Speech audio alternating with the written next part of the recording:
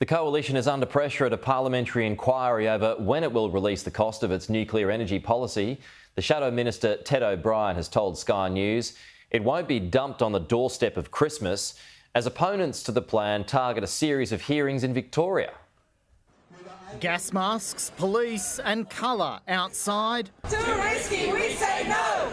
As a parliamentary hearing inside turned up the heat on the coalition's nuclear policy. You're putting words into our mouth which are not accurate. Witnesses putting Coalition Energy spokesperson Ted O'Brien on the back foot. You tell us the cost. You tell us the cost, Ted. As he holds that date close to his chest. That'll be out by the end of the year. When though? Next week? Well, because the end of the year is coming soon. It's not many days to wait, and so between now and the end of the year. So we're just talking about a few months, a few weeks actually. There you go. Almost producing a gaffe. Certainly won't be dropped out on Christmas Eve or just before Christmas. The hearings also explored how long it might take to set up a nuclear industry here in Australia. The consensus among witnesses is it will take decades. With at least 3 coal mine sites in Victoria slated to be rehabilitated. That is dependent, but it's likely to take at least a decade, probably more.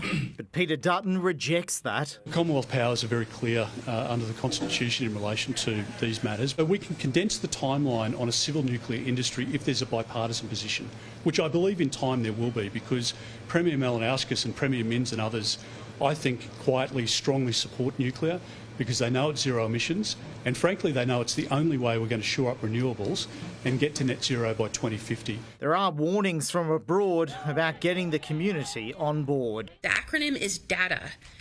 You decide on the site for a nuclear project, you announce it, you defend it, and you abandon it. My point is that genuine social license must be gained, because otherwise it will end up failing and costing taxpayers millions, if not billions of dollars. Simon Love, Sky News, Melbourne.